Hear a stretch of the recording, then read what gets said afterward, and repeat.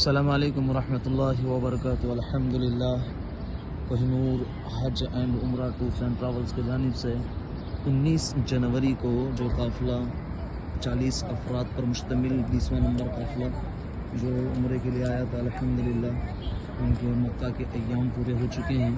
اب یہ لوگ ماشاءاللہ مدینہ پہنچے۔ آج مدینۃ المنورہ کی زیارت ہے۔ یہ ہمارے چرچ ماشاءاللہ مدینہ پہنچے ہوئے ہیں۔ حضرات یہاں دیکھ سکتے ہیں ماشاءاللہ یہ مسجد نبوی صلی اللہ علیہ وسلم ہے۔ بس یہ ہمارا فرسٹ لائن میں یہ ہوٹل، پھر اس کے بعد یہ مسجد نبوی صلی اللہ علیہ وسلم کا حرم کا حصہ ہے۔ دعا کریں اللہ تعالیٰ ہمارے بچے ہوئے ایام کو پورا کرنے کی توفیق نصیب فرمائیں اور ہمارے اس ٹور کو اخلاص سے مخلص فرمائیں۔ سلام پیش کرے، جنت البقیع دیکھے، باپ بھی دیکھا ہم نے، ٹھیک ہے۔ اب جہاں چلی یہ دیکھو سامنے مسجد ہے، اس مسجد کا نام ہے مسجد غمامہ۔ مسجد غمامہ، غمامہ کہتے ہیں بادل کو۔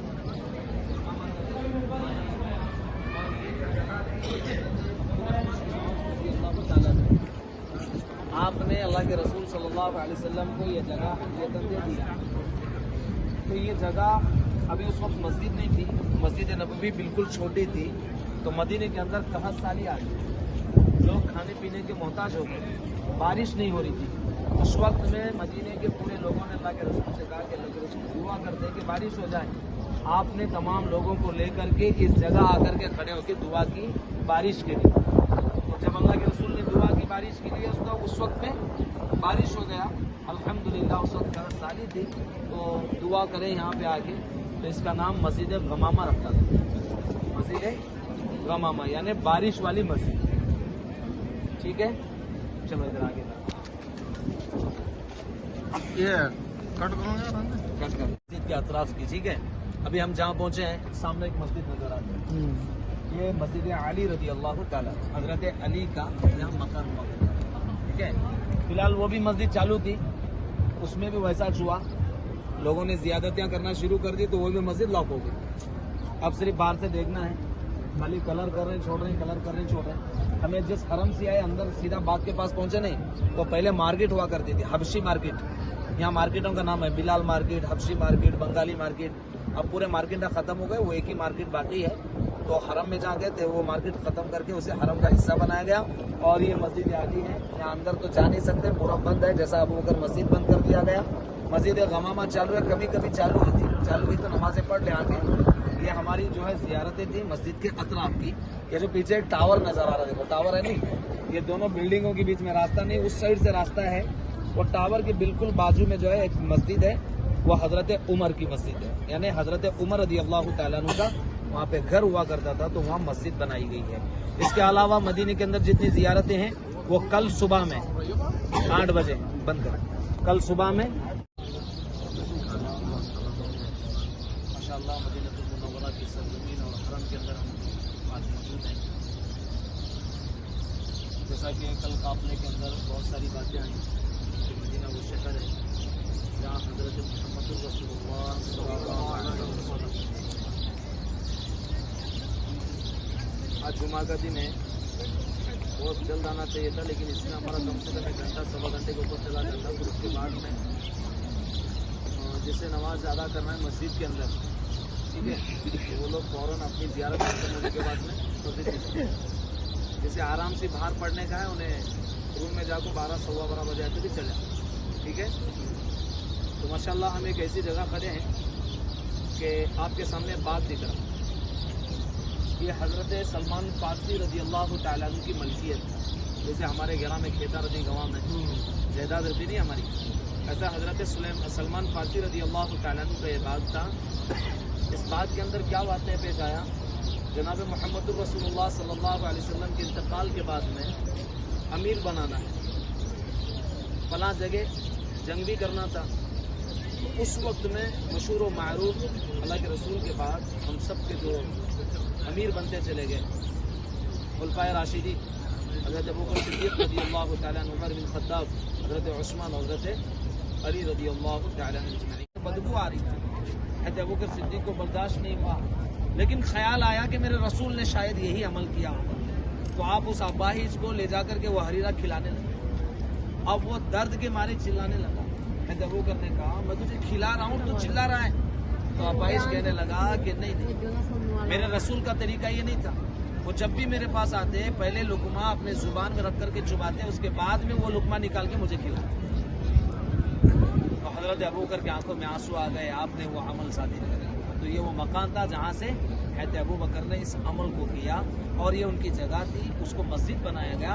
फिलहाल ये मस्जिद बंद है, वो कभी कभी ओपन होती है, ये मस्जिद कभी ओपन नहीं होती। पहले ओपन थी, हम लोग आए भी, नमाज भी पढ़े पहले वाले ग्रुप में, लेकिन अब बंद होने की वजह उसकी ये है कि हमारे जैसे जो ग्रुप आते हैं, हमारे जैसे बहुत सारे, अंदर जाने के बाद लकड़ी तोड़े, अंदर लकड़ियाँ हैं, लकड़ी तोड़े और वहाँ पे नाम लिखने लगे, तस्वीर कशी होने लगी, यानी फोटो वगैरह खींचने लगे। ये ज़्यादती देख करके लोगों ने यहाँ पे बंद कर दिया। गलती हमारी है, दूसरे की नहीं है। तो सिर्फ आप हमें इसका जो है नज़ारा कर रहे हैं। दुआ करें अल्लाह ताला अबू बकर सिद्दीक़ के अखलाक को हमारे ज़िंदगी में पैदा फरमाए। आमीन।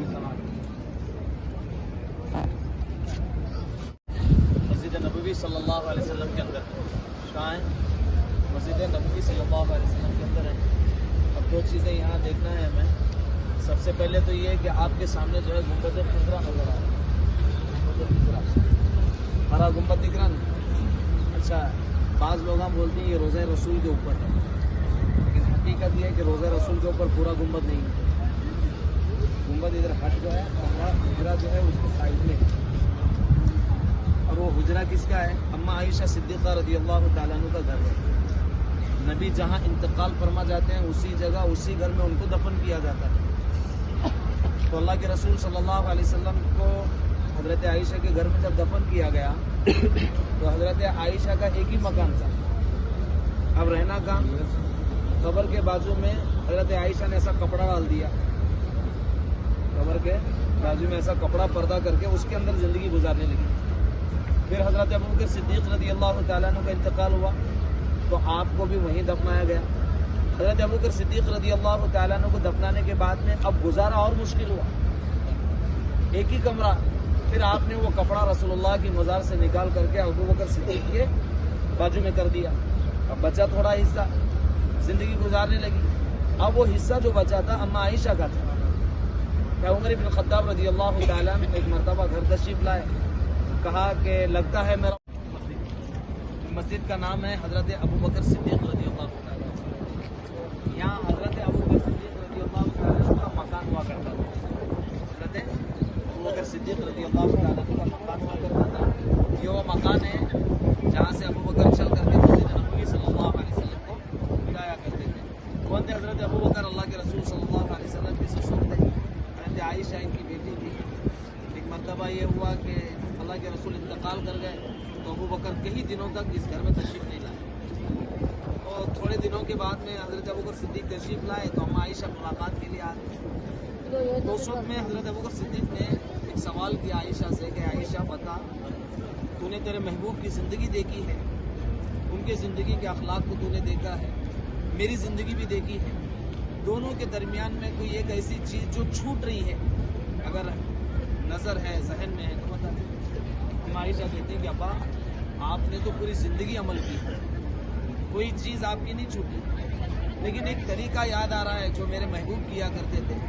वो जुमेरात का दिन होता था, मैं हरीरा तैयार करती और वो हरीरा लेकर के बकी के बाजू से चले जाते, कहाँ जाते मुझे पता नहीं था। उस वक्त में हज़रत अबू बकर ने कहा है कि आयशा जल्दी से हरीरा तैयार कर, कहीं ऐसा ना हो कि मेरी मौत आ जाए और वह एक अमल मेरा बच जाए। तो आपने हरीरा तैयार किया, अबू बकर सिद्दीक़ लेकर के निकले, बकी के बाजू से निकले।